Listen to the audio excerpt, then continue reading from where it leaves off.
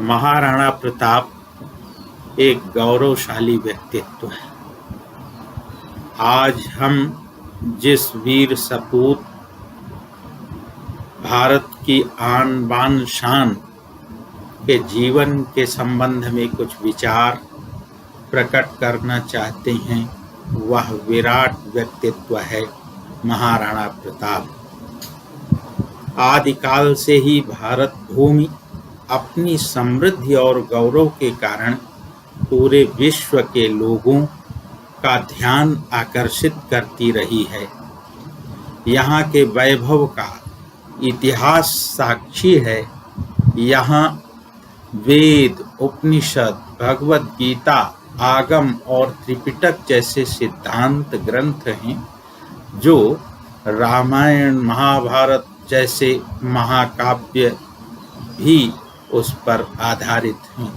कालिदास का रघुवंश महाकाव्य भी इक्ष्वाकु वंश की समृद्धिशाली परंपरा का वर्णन करता है।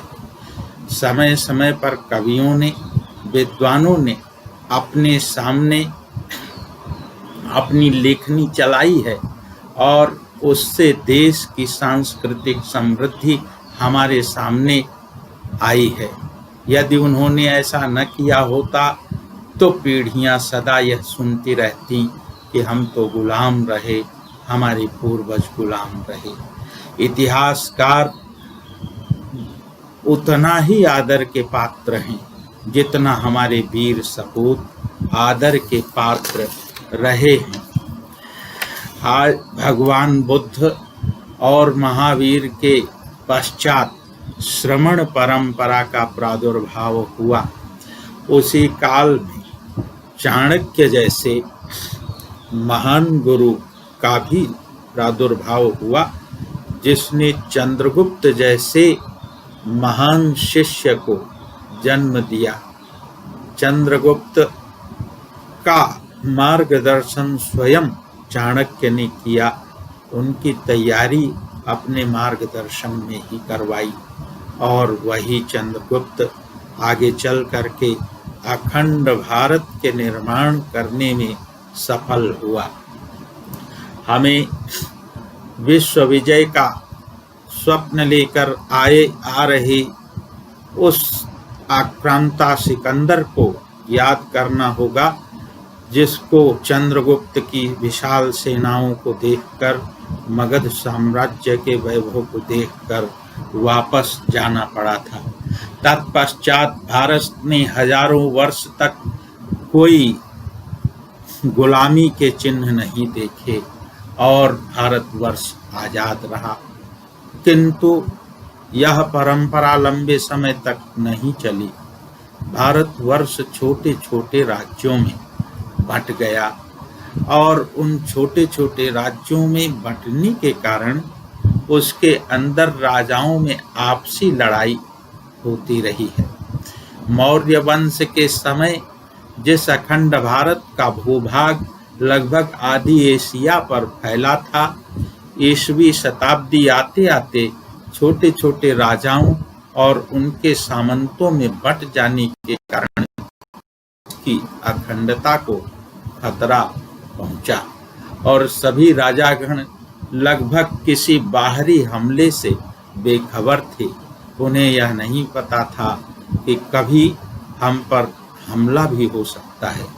राजाओं में रामायण, रामचरित, महाभारत, कृष्ण आदि के चरित्रों का तो ध्यान था, किंतु वे उनके तदनुरूप आचरण नहीं किया करते थे और उनमें राम जैसा भ्रातृ प्रेम भी नहीं देखा जाता है। कृष्ण जैसी नीति का भी उन्हें ज्ञान प्रायः नहीं हुआ करता था। भारत भरतखंड है, यह आर्यावर्त है। इसका प्राचीन नाम अजनाभ देश था। भगवान ऋषभ के पुत्र भरत के नाम पर इस देश का नाम भारतवर्ष पड़ा। महाकवि कालिदास ने अभिज्ञान शाकुंतलम में शकुंतला के पुत्र को भरत के नाम से ही संबोधित किया है और यह माना है कि भारतवर्ष का नाम दुष्यंत पुत्र शकुंतला के नाम पर पड़ा है। महाराणा प्रताप के पराक्रम की चर्चा के संदर्भ में भारत की विरासत को याद करना होगा, क्योंकि भारत की समृद्धशाली विरासत को यदि याद न किया गया तो महाराणा को समझना बड़ा कठिन होगा। महाराणा का रोम रोम अपनी विरासत की समृद्धि से स्फुरित था, उसमें उत्साह का संचार था। और कहने का भाव यह है कि इस देश की गौरवशाली परंपरा में रघुवंश जैसा महाकाव्य कालिदास रचते हैं और कालिदास यह लिखते हैं, रघूणाम अन्वयं वक्षे तन्वाग्विभवोऽपि सन् तद्गुणैः कर्णमागत्य चापलाय प्रणोदितः। इन रघुवंश के राजाओं का इतना गौरवशाली और यशस्वी इतिहास है कि मैं यदि उसका वर्णन करने बैठूं तो मेरी वाणी समर्थ नहीं है। फिर भी मुझे मेरे उनके यश का प्रताप मुझे यह वर्णन करने के लिए बाध्य करता है और उनके सद्गुण मेरे कानों में आकर मुझे विवश करते हैं कि मैं उनका वर्णन करूं। सूर्य से उत्पन्न हुआ यह वंश है, इक्ष्वाकु वंश। इक्ष्वाकु वंश प्रभवो रामो नाम जनैः श्रुतः। और हमने समझा कि राम जैसा पराक्रमी राजा इस देश में हुआ है, कृष्ण जैसा नीतिज्ञ और पराक्रमी राजा भी इस देश में हुआ है। यहाँ धर्मराज जैसे लोग भी हुए हैं। इस देश की एक लंबी विरासत है और उस विरासत को याद किए बिना इस देश का सम्मान रख पाना बड़ा कठिन है। राम का चरित्र अपनी नीतियों के आधार पर राजाओं और गृहस्थों के लिए आदर्श चरित्र है। योगेश्वर कृष्ण का मार्गदर्शन भी बहुत लायक मार्गदर्शन है। वे हर वक्त अनीति के खिलाफ नीति के लिए लड़ने के लिए पांडवों को प्रेरित करते हैं और जब अर्जुन को मोह हुआ और अर्जुन युद्ध से पलायन करने का भाव कृष्ण के सामने व्यक्त करने लगे तो कृष्ण ने उन्हें ललकारा, कहा कि तुम्हारा युद्ध से अतिरिक्त क्षत्रिय धर्म कुछ होता नहीं है और अगर इस युद्ध से आप पलायन करके चले गए तो आपके जीवन की उपयोगिता क्या रहेगी। इस प्रकार से कृष्ण जिस तरह से अर्जुन को युद्ध करने के लिए प्रेरित करते हैं वह भी इसलिए है कि अधर्म के खिलाफ धर्म युद्ध करना ही चाहिए। कहने का भाव यहाँ यह है कि जब जब इस देश के ऊपर आक्रमणकारियों, अनाचारियों, दुराचारियों का प्रभाव बढ़ता रहा, तब तब कोई न कोई इस प्रकार का महान पुरुष, अवतारी पुरुष आकर के यहाँ के लोगों में प्राण शक्ति भरता रहा। और श्रीमद् भगवत गीता का वह श्लोक याद करने योग्य है कि यदा यदा हि धर्मस्य ग्लानिर्भवति भारत अभ्युत्थानमधर्मस्य तदात्मानं सृजाम्यहम् परित्राणाय साधूनां विनाशाय च दुष्कृतां धर्म संस्थापनार्थाय संभवामि युगे युगे। मैं युग युग में साधुओं को परित्राण देने के लिए, दुष्टों का दमन करने के लिए किसी न किसी रूप में आता हूँ और जब जब धर्म की हानि होती है, अधर्म का विकास हो जाता है, तब अधर्म को नष्ट करने के लिए और धर्म की स्थापना के लिए मुझे आना पड़ता है या किसी शक्ति को भेजना पड़ता है। मुझे कहने में गौरव होता है कि महाराणा प्रताप उसी प्रकार की ही शक्ति है, उसी प्रकार दुष्ट दलन और छल छद्म शमन करने वाली शक्ति का नाम है। और उनका जन्म उदय सिंह राणा, जिनके पिता के रूप में है, जयवंता बाई जिनकी माँ के रूप में है, उनका जन्म होता है। अन्य माताएं जयवंता बाई की कनिष्ठ रानियां जो हैं, उनके प्रति भी महाराणा का बहुत बड़ा आदर था। कहने का भाव यह है कि उन्होंने अपने भाइयों के प्रति भी प्रेम लुटाया, अपनी माताओं के प्रति भी प्रेम लुटाया, अपने बचपन को संवारा और बचपन के बाद राज्य कार्यों में वे रुचि लेने लगे। राज्य कार्यों में इस प्रकार से महाराणा की रुचि थी कि उनके पिता, उनके माता को सदैव शंका बनी रहती थी कि मेरा बच्चा कहीं अपने प्राणों से हाथ न धो बैठे, क्योंकि दुश्मन वहीं पर उपस्थित थे। और इस प्रकार के वातावरण में राणा का शौर्य सबके सामने प्रकट न हो जाए कि वह उनके लिए कठिनाई बन जाए। महाराणा प्रताप जिस धरती पर पैदा हुए, उसका भी बड़ा गौरवशाली इतिहास है। वे केवल मेवाड़ के ही महाराणा नहीं, अपितु वे भारत के गौरव थे, सच्चे सपूत थे। संपूर्ण जीवन, बाल्यकाल से लेकर अंतिम समय तक स्वाभिमान की रक्षा करते हुए ही जीते रहे और उन्होंने अपने स्वाभिमान से कभी भी समझौता नहीं किया। उन्हें महाराणा ने जब सुध संभाली तो उन्होंने यही देखा कि उनके किले पर अफगानिस्तान का ध्वज फहरा रहा है।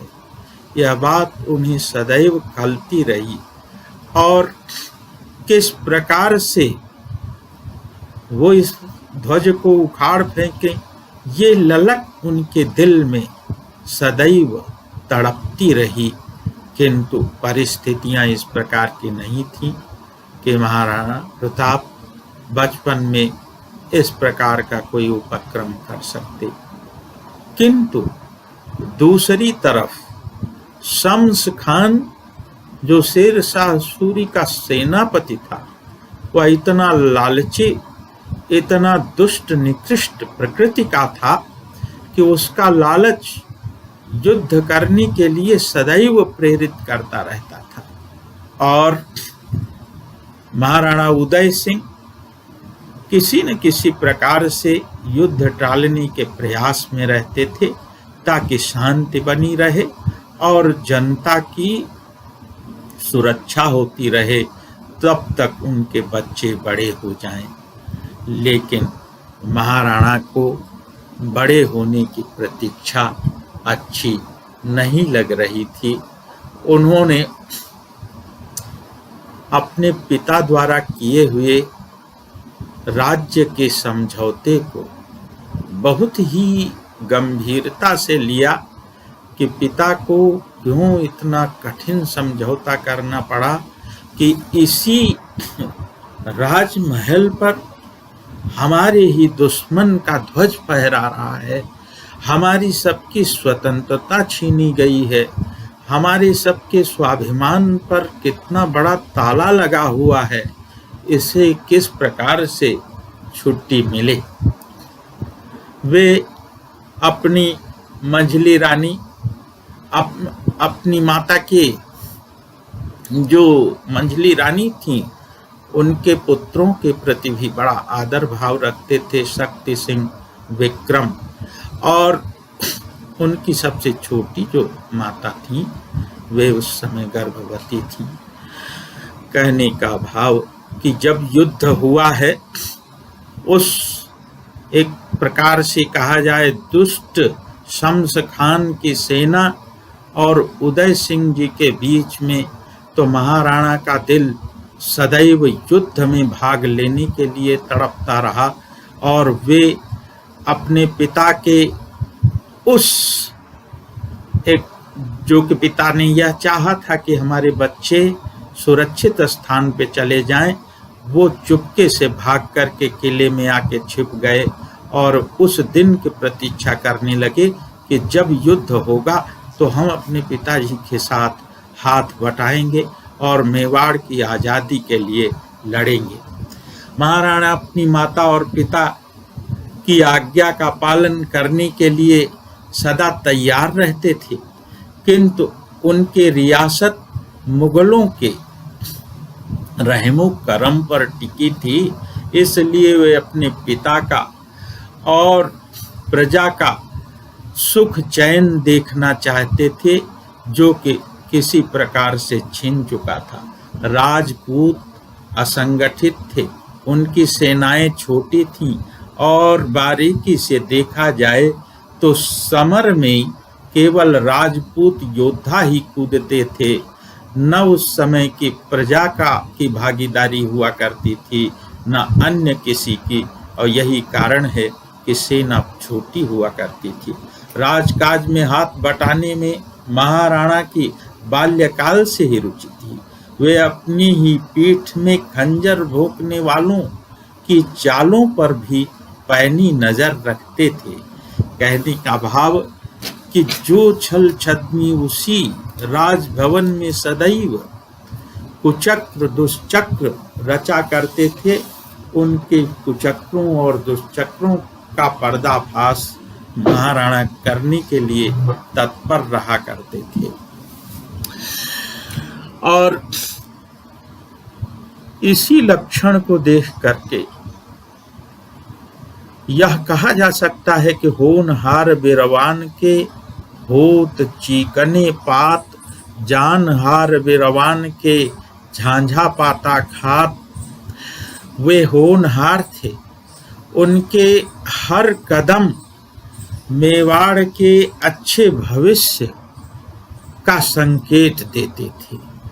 और यह तो वही बात थी कि मेवाड़ का अच्छा समय महाराणा के कंधों पर ही था, और वे जिस प्रकार से निष्ठापूर्वक पिता के वचनों का पालन करते हुए दिखाई देते हैं, तो वहीं पर कभी कभी गुलामी की आज़ादी के लड़ने के लिए पिता की आज्ञा का उल्लंघन करने में भी उन्हें संकोच नहीं हुआ करता है। अपनी माताओं और पिता की हर आज्ञा का पालन बचपन से करना उनका स्वभाव था, इसमें कोई संदेह नहीं, किंतु जब भी कभी उन्हें राज्य कार्य से दूर रहने का संकेत मिलता था तो उनके गले से वो बात नहीं उतरती थी। माता पिता ये जानते थे कि जो बात राणा ने कह दी उसको बिना किए हुए वे टल नहीं सकते हैं। वह बात पत्थर की लकीर है, उसे पूरा करना वे अपना फर्ज समझते हैं। अपनी देशभक्ति मातृभूमि की भक्ति में बालक प्रताप की जो निष्ठा थी, उसके कारण पिता द्वारा कई बार उन्हें दंड भी दिया गया और उसे उन्होंने मस्तक झुका करके सहन किया। मातृभूमि की सेवा के लिए वे किसी भी दंड को सदैव सहने के लिए तैयार रहते थे। प्राणों का तो लगता था उन्हें मोह ही नहीं है, लगता था कि आत्मा की अमरता के संबंध में वे पहले से ही पढ़कर इस धरती पर उतरे हैं। सद संस्कार उनकी घुट्टी में मिला हुआ था, जैसे वे समझ रहे हों कि उनका शरीर नाशवान है किंतु उनकी आत्मा अमर है। वे लगता था इस गीता के श्लोक को आत्मसात किए हुए हैं कि नैनम छिन्दन्ति शस्त्राणि नैनं दहति पावकः न चैनं क्लेदयन्त्यापो न शोषयति मारुतः। अर्थात इस शरीर को न शस्त्र काट सकते हैं, न ही इसे अग्नि जला सकती है, न ही इसे जल गीला कर सकता है, न ही इसे वायु सुखा सकती है। अर्थात यह आत्मा अजर अमर है किंतु यह शरीर जो है ये नाशवान है। और वे तात्कालिक लाभ हानि को ध्यान में न रख करके दीर्घकालिक लाभ हानि को लेकर के ही जीवन में आगे बढ़ने के लिए तत्पर होते दिखाई दे रहे हैं। पिता श्री ने अर्थात महाराणा उदय सिंह ने उन्हें परख लिया था कि मेवाड़ का भविष्य अब महाराणा के कंधों पर है, इसलिए महाराणा की सुरक्षा अति आवश्यक है। ये एक योग्य उत्तराधिकारी सिद्ध होंगे और कुछ काल बाद इन्हीं के कंधों पर मेवाड़ का शासन प्रशासन आने वाला है। शेर शाह का सेनापति शम्स खान भी उनकी प्रतिभा से परिचित हो चुका था और जितना ही वह महाराणा उदय सिंह के प्रति बैर का भाव रखता था, उतना ही बैर का भाव वह महाराणा प्रताप के प्रति भी रखने लगा था और यह जानता था कि यह बालक बड़ा होकर के बहुत ही शक्तिशाली शक्ति संपन्न होगा, क्यों न इसे इसी बचपन में ही कुचल दिया जाए, इसका सर काट दिया जाए। इस प्रकार से सदा वो नए नए कुचक्र दुष्चक्र युद्ध के लिए रचता ही रहता था और युद्ध के लिए युद्ध टालने के लिए महाराणा उसे तरह तरह के तोहफे उसे नजराने भेंट किया करते थे। इससे रियासत की जो संपत्ति है, रियासत का कोषागार है, वह धीरे धीरे कमजोर होता जा रहा था।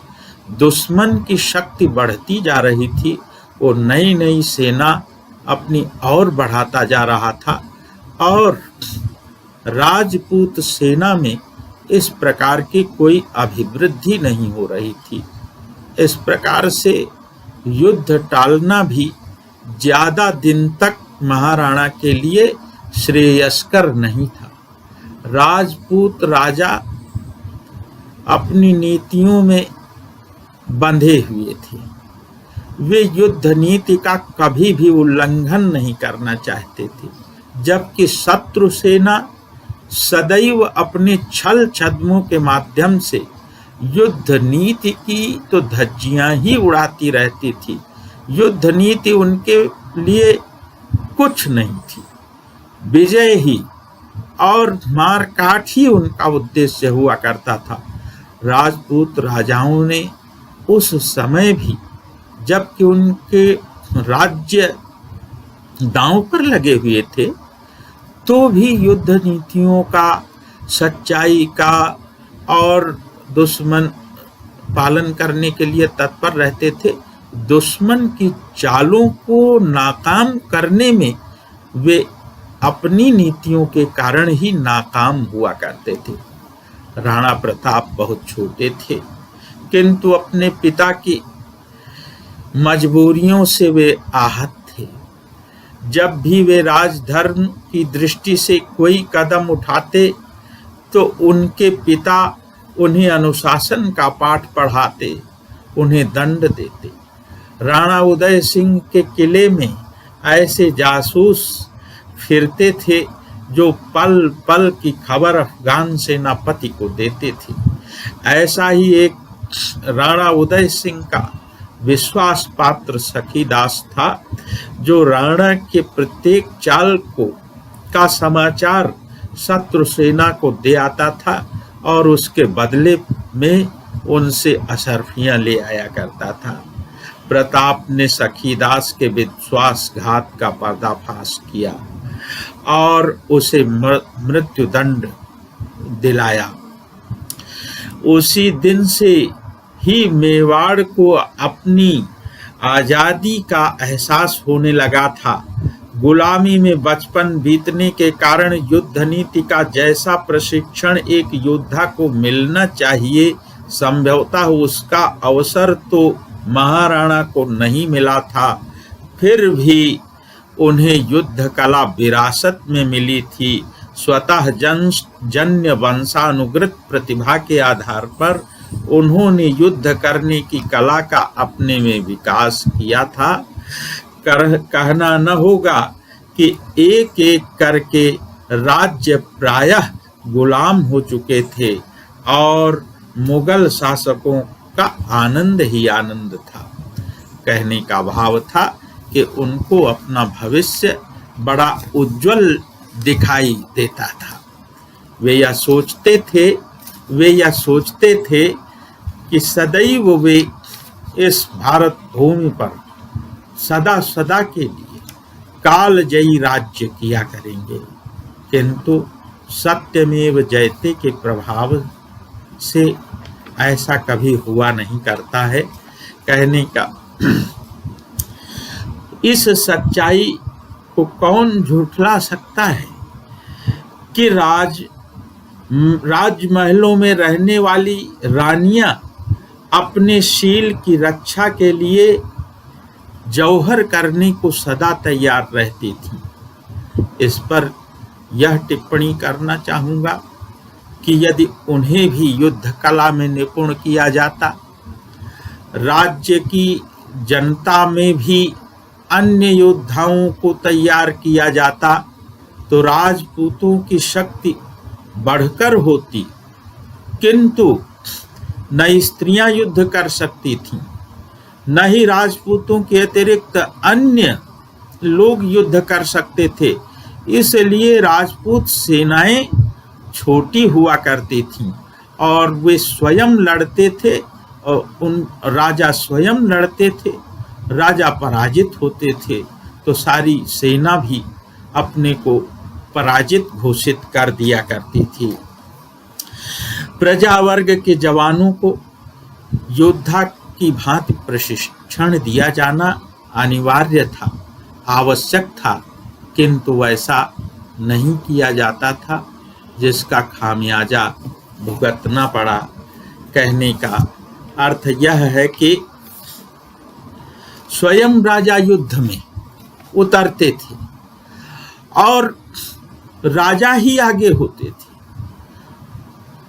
वे योद्धा दुष्ट जो आक्रमणकारी थे, वे राजा को ही पहले पराजित करने में लग जाते थे और बड़ी आसानी से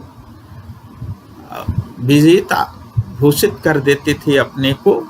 तो दुश्मन भी यदि उनसे याचना करता था कि हमें यह चाहिए, हमें वो चाहिए, तो वे राजा दुश्मन को भी वो चीजें उपलब्ध करा देते थे। इस प्रकार से उनका दयालु भाव भी रहता था। दुश्मन के प्रति दयालुता भी उनके लिए संकट का कारण बनी। धर्मराज ने धर्म नीति का तो पालन किया था, किंतु सवाल उठता है कि उन्होंने शकुनी की कूटनीति को क्यों नहीं समझा। उन्होंने शकुनी की द्यूत क्रीड़ा को यदि समझ लिया होता और शकुनी को पासा फेंकने के लिए आदेशित निर्देशित न कर दिया होता, तो शायद धर्मराज से दुर्योधन हार जाता और यह दिन पांडवों को अपने पराभव का न देखना पड़ता। तो धर्मराज धर्म नीति में निपुण थे, किंतु कूटनीति में निपुण नहीं थे, जिसके कारण समग्र पांडव और यहाँ तक कि महारानी जो द्रौपदी थी वे भी द्योत में हारी गईं और उनका क्या हाल हुआ यह हम सब ने देखा है। तो राजधर्म के साथ साथ राजा का कूटनीतिज्ञ और दुश्मन के छल छद्म को समझने वाला होना अति आवश्यक है। पिता उदय सिंह महाराणा पिता जो उदय सिंह थे वे अत्यंत उदार स्वभाव के थे। उनकी उदारता से महाराणा आहत थे।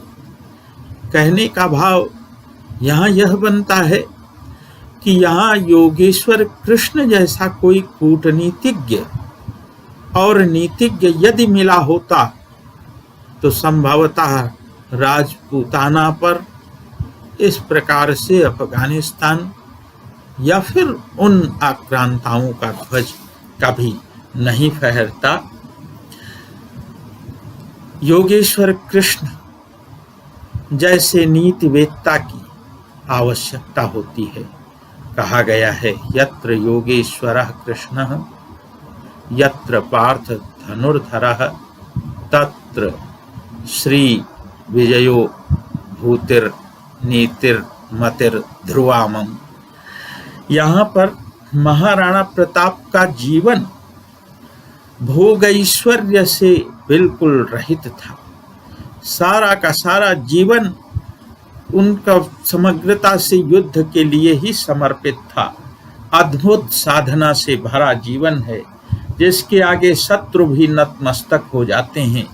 पृथ्वीराज चौहान के खिलाफ जयचंद की भूमिका कितनी निंदनीय सिद्ध हुई है। पृथ्वीराज ने संयोगिता की भावनाओं का आदर करते हुए वर्ण किया था, न कि अपहरण किया था।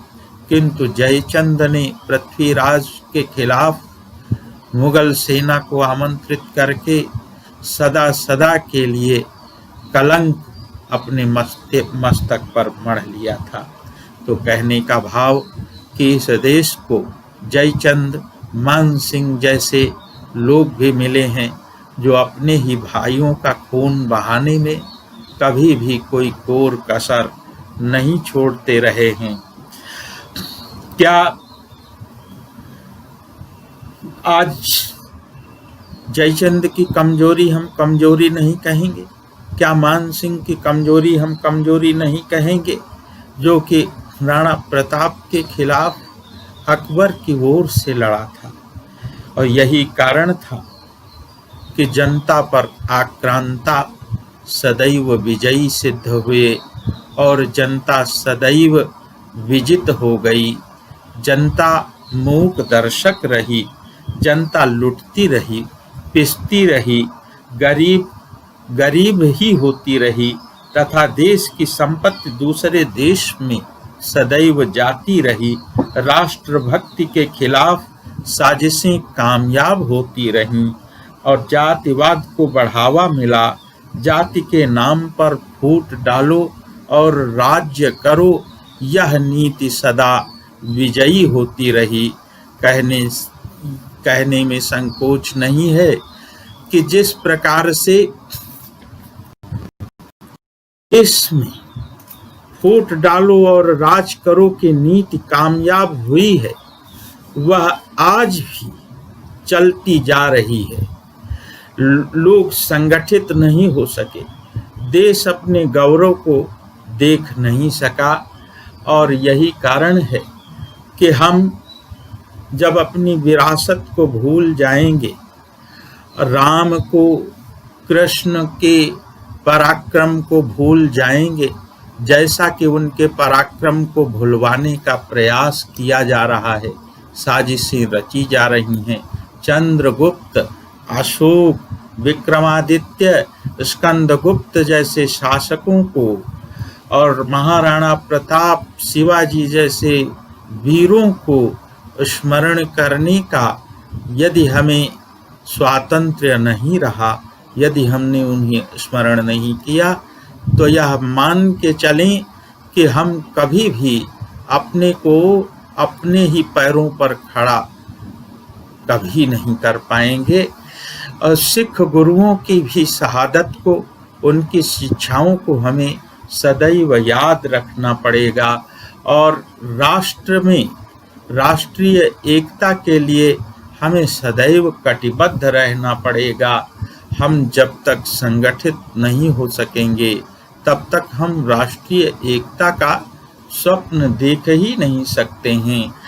आतताइयों की दाल तभी गलती है जब हम में फूट पड़ती है। जब हम जागरूक रहते हैं तो आतताई कभी भी हमें गुलाम नहीं बना सकते। हमें सच्चे दिल से राष्ट्र को उन्नत बनाने के लिए देश के खिलाफ हर साजिश को समझना होगा। और जैसा कि राणा प्रताप ने समझा था, राणा की तरह यह प्रयास करना होगा कि देश के दर्पण में हर नागरिक को अपना चेहरा नजर आए, सभी शिक्षा और स्वास्थ्य की सेवाओं का लाभ ले सकें। मेवाड़ की माटी में महाराणा की सेवाओं की गंध है। राजपूताने में आज भी गुलामी की याद दिलाने वाले नगर नहीं हैं। सभी नगरों का नाम वहाँ के राजाओं के नाम पर ही है। उदयपुर उदय सिंह की याद दिलाता है, जोधपुर राव जोधा की याद दिलाता है, बीकानेर राव बीका की याद दिलाता है, जयपुर मिर्जा राजा जयसिंह की याद दिलाता है। महाराणा प्रताप के सामने इतनी बड़ी चुनौती थी कि उन्होंने अपने सीमित आय के संसाधनों में अकबर जैसे सम्राट से लोहा लिया, अपनी सेना को मजबूत किया। आदिवासी वनवासी महाराणा की सेना के अंग बने, वे उन्हें अपना गौरव मानते थे, आदर्श मानते थे। महाराणा ने कभी भी किसी विपन्न को, किसी भी गरीब वंचित शोषित को अपने हृदय से दूर नहीं किया। महाराणा प्रताप के शौर्य को श्याम नारायण पांडे ने अपनी काव्य हल्दी घाटी में व्यक्त किया है। एक महाकाव्य लिखा है जिसमें उनकी शौर्य भरी पूरी गाथा का वर्णन किया है। महाराणा यौवन के पड़ाव में थे। उनका युद्ध अकबर की सेना में मान सिंह के सेनापतित्व में हुआ। अकबर की विशाल सेना महाराणा को हरा नहीं सकी। महाराणा के घोड़े चेतक की वीरता भी कई कवियों ने वर्णित की है। वह भी एक अद्भुत अश्व था जिसको वीरता का सम्मान मिला हुआ है। जिस हाथी पर मान सिंह सवार था, चेतक उस पर अपनी दोनों टापों से चढ़ जाता है और महाराणा अपने शौर्य पराक्रम भरे भाले से मान सिंह पर प्रहार करते हैं। यदि मान सिंह छिप न गया होता तो उसका कालांत हो गया होता, किंतु दैव योग से महाराणा प्रताप के चेतक का एक पैर कट गया। 3 पैरों से ही चेतक महाराणा को लेकर के चलता रहा। अंत समय में सारी सेना, अकबर की सारी सेना पलायन कर गई और वह युद्ध अनिर्णित सिद्ध हुआ। उसमें किसी की पराजय नहीं हुई। महाराणा स्वतंत्र थे, बंदी नहीं बनाए जा सके। महाराणा का अश्वचेतक वीर गति को प्राप्त हुआ और महाराणा ने अपने अश्व के निधन पर अश्रुपात किया।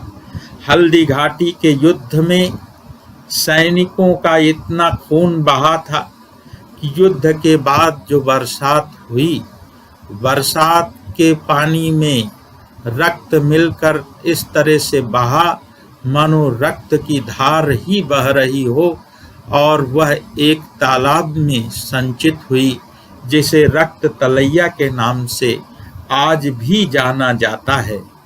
आज भी वह तलैया रक्त तलैया के नाम से ही संबोधित की जाती है। महाराणा प्रताप अपने जीवन काल में कभी बंदी नहीं हो सके, वे सदा ही स्वाधीन रहे। उनकी सेना का खर्च भामाशाह जैसे श्रेष्ठी ने अपने खजाने खोलकर पूरा किया। महाराणा ऐसे पराक्रमी थे कि उनकी मृत्यु का समाचार सुनकर अकबर भी उनके पराक्रम को याद कर रोया था। आज भी मेवाड़ी ध्वज में सूर्य दमकता हुआ प्रतीक चिन्ह के रूप में विद्यमान है। महाराणा एक इतिहास पुरुष हैं, उन्हें सदा याद किया जाएगा। उनका व्यक्तित्व कालजयी व्यक्तित्व है। ऐसे महान पुरुष अपना इतिहास अपने कर्तव्य पालन से बना देते हैं। और उनके संबंध में ये पंक्तियां मैं प्रस्तुत करना चाहता हूँ कि है समय नदी की धार कि उसमें सब बह जाया करते हैं। है समय बड़ा बलवान, प्रबल पर्वत झुक जाया करते हैं। अक्सर दुनिया के लोग समय के चक्कर खाया करते हैं, पर कुछ ऐसे होते हैं जो इतिहास बनाया करते हैं। महाराणा प्रताप ने अपना इतिहास अपने कर्तृत्व से स्वयं रचा। हम उनके प्रति नतमस्तक हैं। आगामी पीढ़ियां उनके प्रति नतमस्तक रहेंगी। उनका व्यक्तित्व कालजयी है और जब तक काल रहेगा तब तक महाराणा प्रताप रहेंगे। इन्हीं शब्दों के साथ मैं महाराणा को श्रद्धा सुमन अर्पित करता हुआ, उनके शौर्य और पराक्रम को याद करता हुआ, उनके प्रति नतमस्तक होता हुआ एक बार पुनः भारत माता की जय, भारत माता की जय, इन्हीं शब्दों के साथ विराम लेता